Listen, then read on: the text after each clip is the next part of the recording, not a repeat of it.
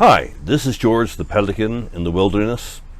I'm here to talk about one of our founding fathers whose head, it appears, is on the chopping block too. I'm talking about George Washington, whose inscrutable face stares out at us every time we pull out our wallets. He is often overlooked as being one of the deadest of the dead white males so decried nowadays. Now that's a shame, because he is one of the most profound and consequential figures not only in American history, but in world history. It beggars the imagination that this greatest of heroes is decried, vilified, his image desecrated, and even torn down. That a major U.S. party finds common cause with those who harbor these sentiments is really appalling. So why are they trying to cancel even Big George?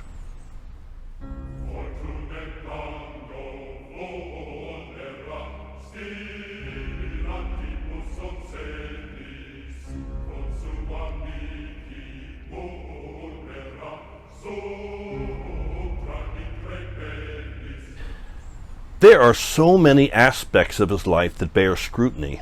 His Vesuvian passions and temper that were held in check by an iron self-discipline.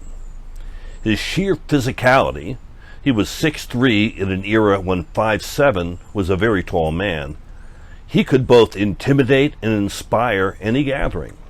His gracefulness of manner and behavior was capable of inspiring the most profound love and devotion in his men.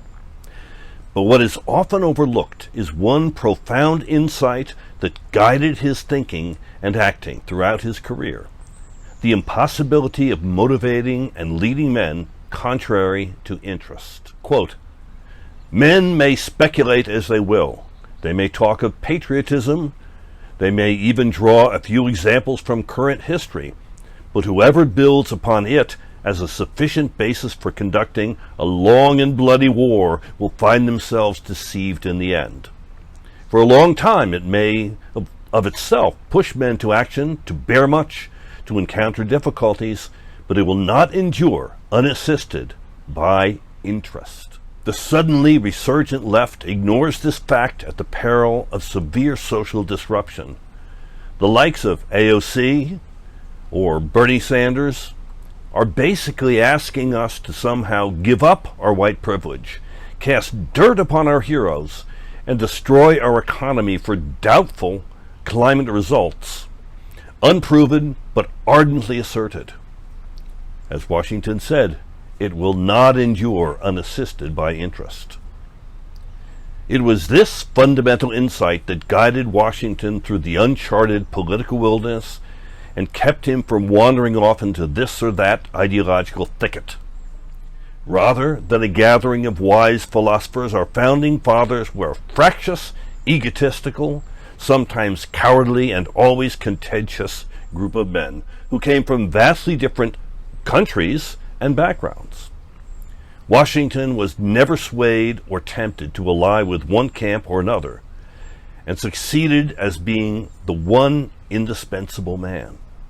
Although he did not speak more than 2 sentences at the Constitutional Convention over which he presided, his mere presence ensured a myriad of interests converging into a document which has served our country well for over 200 years and remains the oldest intact Constitution in the world.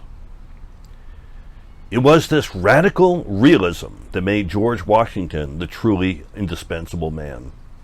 And his recognition of interest as the backbone of all meaningful human behavior was the critical insight that enabled him to steer our country safely into being.